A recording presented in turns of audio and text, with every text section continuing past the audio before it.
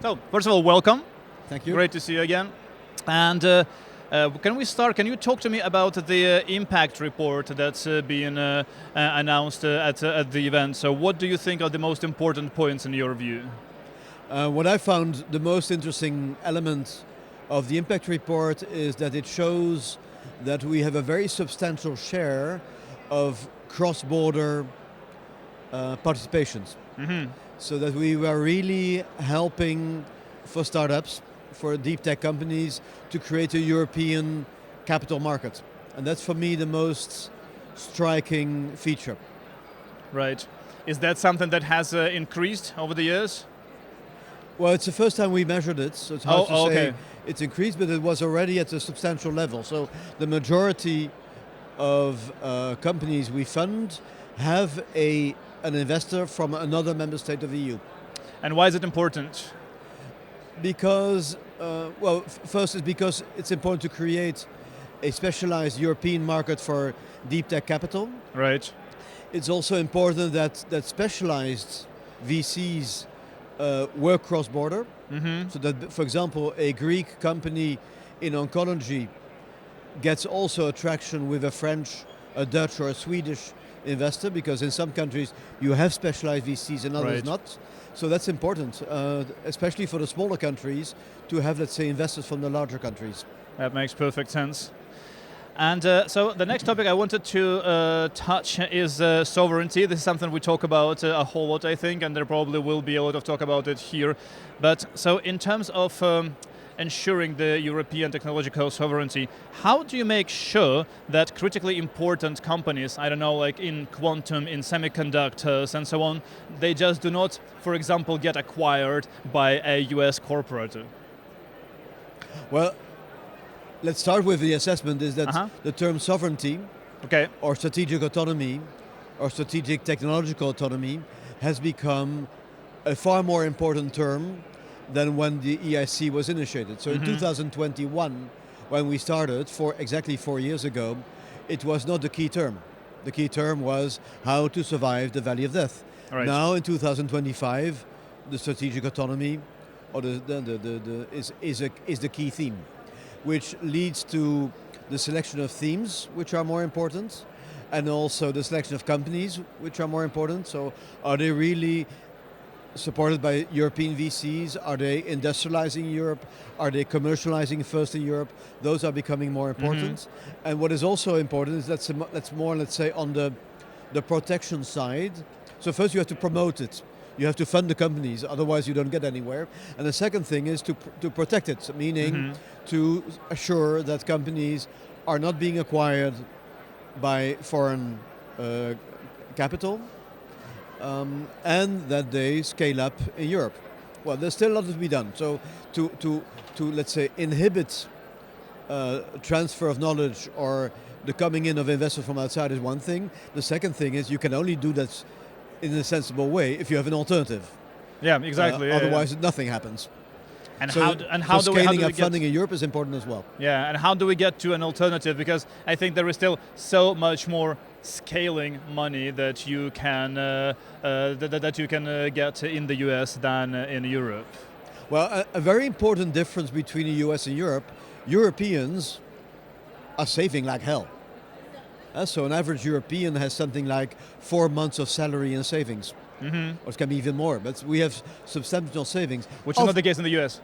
Which is not the case in the US. The US has to get capital from outside to be able to invest. A lot of the capital that the US invests is coming from Europe. Every year, 600 billion euros of savings are invested in companies through the US.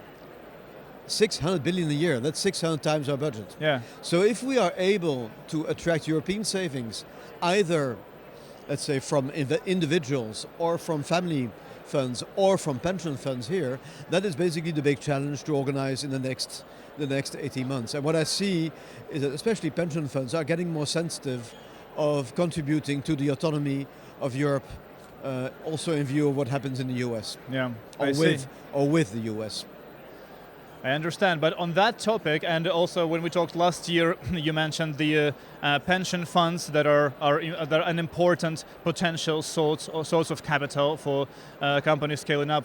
So this is probably still the case, but after the bankruptcy of Northvolt, some of the pension funds were quite exposed. There was quite a bit of money from pension funds invested in Northvolt. So is it going to serve as like a deterrent really for them to open up more to that type of investment, in your opinion? Well, I see it as a deterrent, I see it as a lesson. A good funding system should be designed in a way that there is no political pressure on doing or not doing an individual investment. So it needs to be, let's say, a well-structured process. The EIC offers that. So basically by a process where you apply, 30% goes on to a second stage, then there is a full proposal, and then you go to the interview, means that there is 12 experts have been looking at it, and 12 experts have done a judgment on the basis of the proposal without any political preference. That is the kind of process that pension funds appreciate.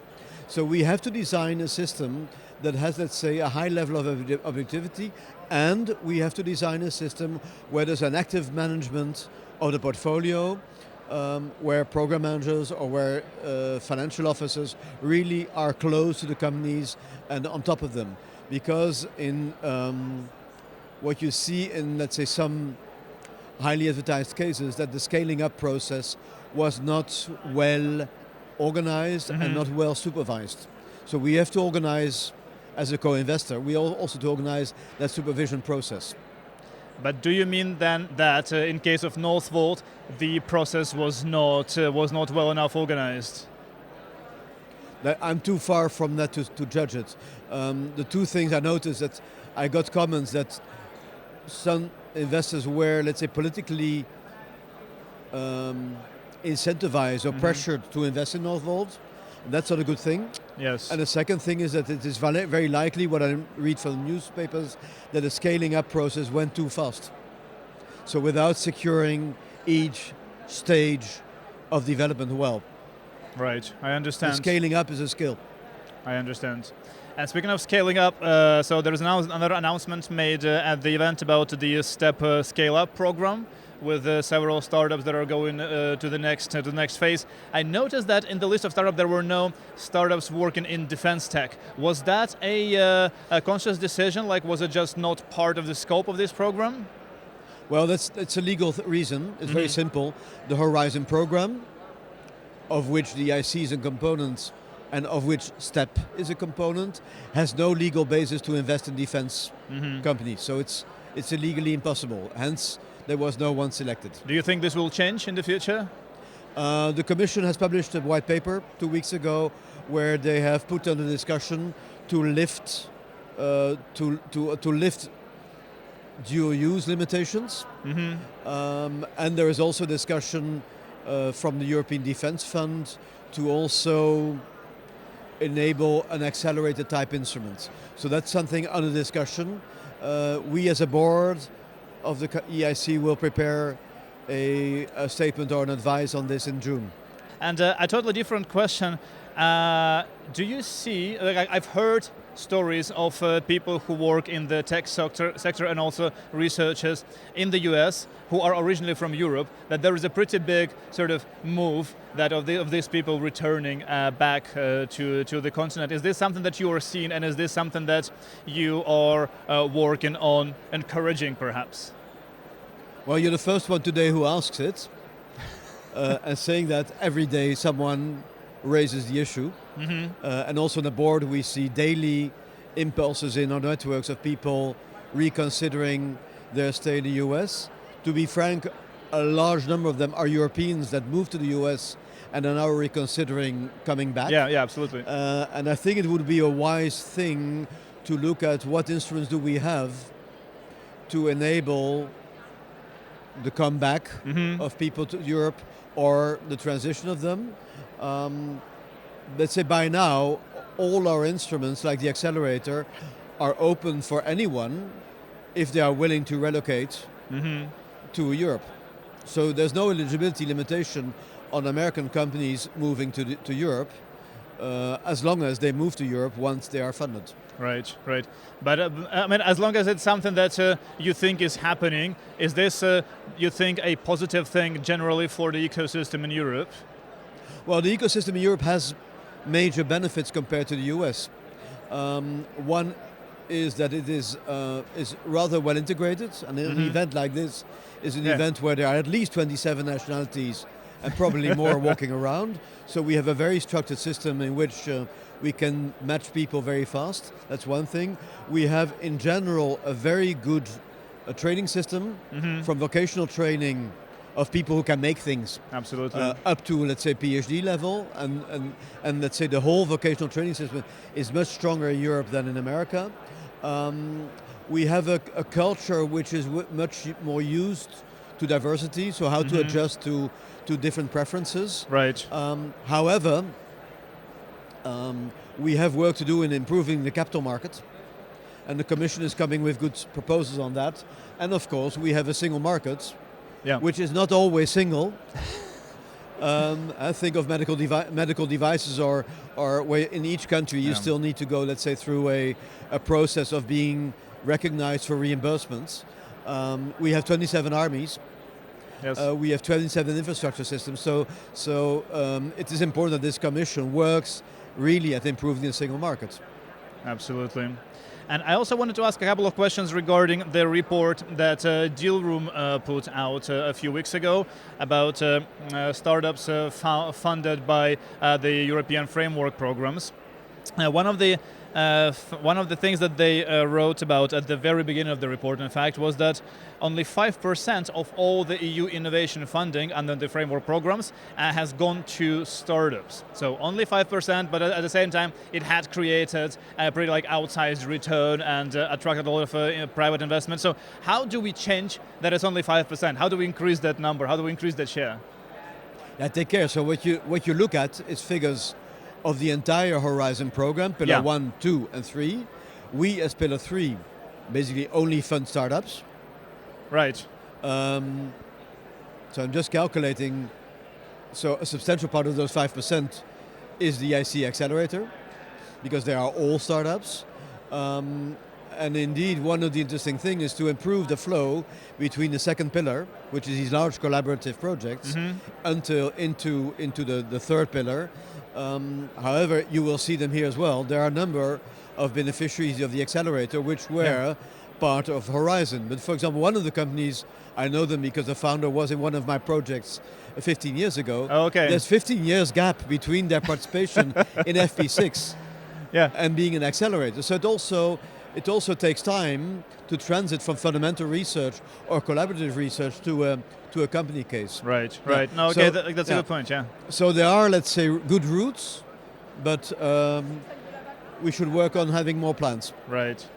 And it also mentions something that was there in the Draghi report. I think he recommended doubling the size of funding for Framework Program 10 compared to Framework Program 9. Is that something that's realistic at all? Do you think it's happening?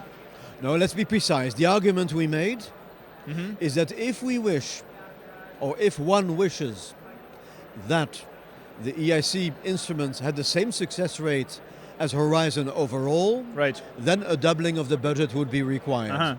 The second argument that Draghi makes is he says EIC should work more in an ARPA way, and he also said, well, the ARPA has a budget that is far more than double the EIC ones.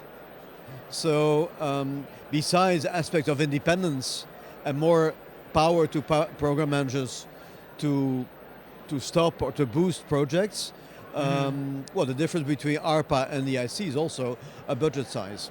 So what Draghi says basically is put the money where your mouth is. Right. Is this something you see happening with Framework Program 10? I think it would be very important that the member states who ultimately decide on the budgets are, let's say, consistent in aligning the budgets with their political wishes. And also another recommendation that was in that report by Deal Room is to add a definition of startup alongside with the definition that we have right now for the SME. Do you think it's an important thing to define startup as something that's different from SME, or like as part of it, or any way you see it? Well, I think there are two debates going on there. One is it important to have a definition of a startup? That's one thing. The second thing is this 28 regime, which is now under preparation.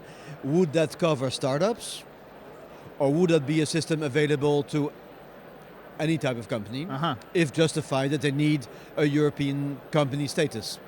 The problem is, let's say, why I have a bit of hesitation is that if you look at the average age of successful applicants of the accelerator, it's about 7 years old. Okay. So is 7 years a startup or no longer? They're often still on the stage that they are bootstrapped or that they are working with seed money. So sometimes it takes, let's say, more than 5 years to get, let's say, in an accelerator stage. So if a startup would be limited to an age since founding, it has problems. So what do you think is the right solution for the 28th regime then? Should it be accessible to a wider range of companies, SMEs, whatever you call them? Well, I think let's look back at what is the issue. I often say, a bit as a joke, but I say, if you are afraid of having a lot of nightmares ahead of you, you're eligible for the accelerator.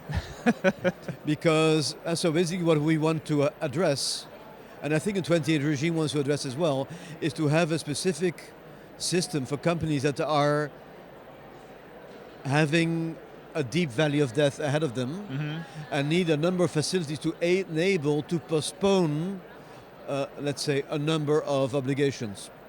So that they have a sandbox for regulation, that they have a postponement of tax. I think, for example, of an employee stock option scheme. Some countries tax it when you get it, when you are accepted in the system, while the real income only comes when you exit.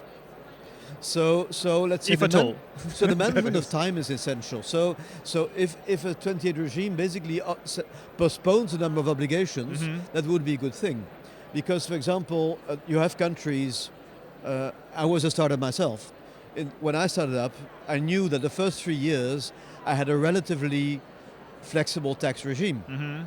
But after 3 years, it comes. Another country nearby, when you start a company, you get an invoice of 5,000 euros of taxation and social security. So you get a heavy payment to do without having even a turnover. So that makes a difference. You have countries where, in Estonia, you have a registration within a week. Other countries, it takes 6 months before you're fully established. That isn't helpful. So it's the management of time which is essential in thinking of how startups can be helped. Right. But then to the question, so do you think it should be accessible to a wider range of companies, not just what we would define as startups, the 28th regime? Is it like just for companies, just to register a company? It doesn't matter whether it's a startup, whether it's whether it's venture backable, let's say, whether it's deep tech, doesn't matter? Well, it's interesting. It's an interesting thing. I'm not out. So basically, I would advise to take the Valley of Death as an important concept behind creating the status. Okay, I see what you mean. But for me, the jury is out whether it's a very narrow or broad definition, and whether it covers a very narrow legislation or a broader one. Right. The essence is to start with the concept of the 28 regime. And it can be an evolutionary model. Not everything should be settled at once. Yeah, that also makes sense. I understand. So, last question that I wanted to ask is about generative AI and the hype around it. There is an argument that because of all the hype, all the conversations around it, it basically started to take attention away from the rest of the ecosystem, from many deep tech startups, physical tech startups, so they might be struggling more than they should to attract funding. Do you think that is the case? Do you think it is something that we should be worried or at least thinking about? Well, I tend to make a segmentation. And the first place is that a lot of people use AI as a working tool. Absolutely. So the consumer doesn't see anything of it. It's basically an instrument we use to produce things or to understand things.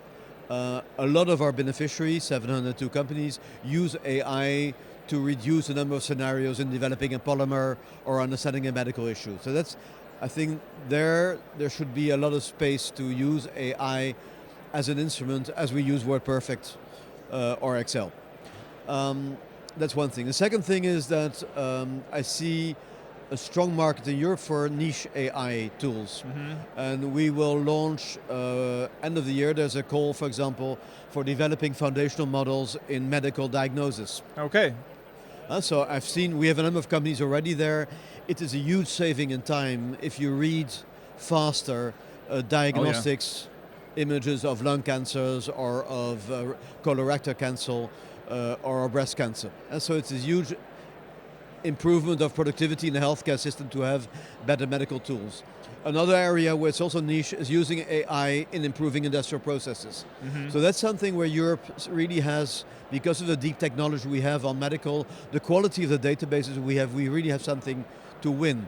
And then you have the most, let's say, publicized, I would say also a bit boosted or let's say bluffed part of, let's say, generative AI with being able to make movies, fakes of all types, and generating texts. I think the impact of that is a bit overemphasized. And that is maybe the area where, well, the US has a big advantage. Also because we have 27 member states with at least 20 languages. So translation would be important. That's something maybe where we win, but we don't have the same market power as the US has. Right. My advice is, and we have put it also in the work program 25, we have advised in the work program 25 to be, as Europe, selective in which AI is essential and where we have to invest and to make clear choices. Yeah.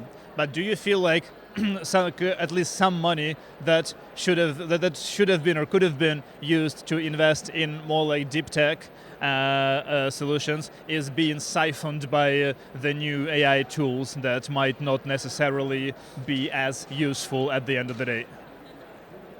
Well, in general, but it's starting to change a bit, is that there has been a huge draw from software development compared to deep tech. And so, for example, when I go to Web Summit, 95% of the companies that come to our stand do software development, and only 5% do deep tech with a hardware component. So the battle for the EIC is to return, let's say, investment to hardware. And so to companies like Accelera that develops a new chip for AI. That's important. But also important is to develop new polymers or to develop alternative proteins or to develop molecules for energy, so that we have the strategic autonomy of Europe also depends on alternative energy sources, alternative materials and alternative proteins, because we are now importing them. So the autonomy of us is also a hardware component, because software is something you cannot eat. You cannot put in your car. No. I understand, but also it is also interesting, speaking of software and more like platforms. So I do see generally how Europe is doing like really well in terms of deep tech, in terms of this like more fundamental technology applications. But do you think we're actually going to have the consumer tech platforms of the size of those being developed in the US? Are we going to have, very simply speaking, our own Apple and Google and Microsoft and Meta with Facebook and so on? So because we do need it for the strategic autonomy, don't we? It's an interesting development. Let's say, to be frank, I've been approached by companies saying we could develop an alternative for an American digital service. So it is possible. There was also a time, actually my brother was of those ages, where in the 1990s Europe had a vibrant software sector, making text processing, calculation models and so on. So we have a past of that. And let's not forget the chief technology officer of Google is Belgian, the chief technology officer of Facebook is French. And we also have companies like Booking or Skype or Spotify that have a European source, but being acquired. So there is hope, but there's also something of trying to create again a capital market that enables them to grow in Europe. So do you think that with the capital market in place, there will be a much bigger chance of that happening, of these digital platforms in Europe like being launched and being successful as the American counterparts? Well, I think there are two important challenges. One is that we have to create instruments that attract institutional investors into the deep tech scene. That's something that the commissioner is working on, Commissioner Zaharijeva. That's one thing. The second thing is more personal experience. I recently got a small heritage, and I said to my wife, why not invest it in deep tech? And I went to my bank and said, said the bank, you have to invest at least 250K, and you're not allowed to invest more than 10% of your capital. Wow. And I don't have 2.5 million, so I cannot liberate 250K. So there's currently no market, no offer for private investors who want to invest 10,000, 15,000 euros in, let's say, startup environment. So we have to create an offer, let's say, by which individual savings can go into a product that says, okay, I don't need the money now. I'm willing to invest 15,000 euros to get 25,000 euros back in 10 years' time. Right. So that's something we have to create. And that's really a work of creating financial instruments. And I hope that the Commission, together with member states, will work to an environment where those instruments are becoming available at each major bank. I understand. Michiel, thank you so much. Thanks a lot for taking the time, and good luck with everything you're doing. Thank you.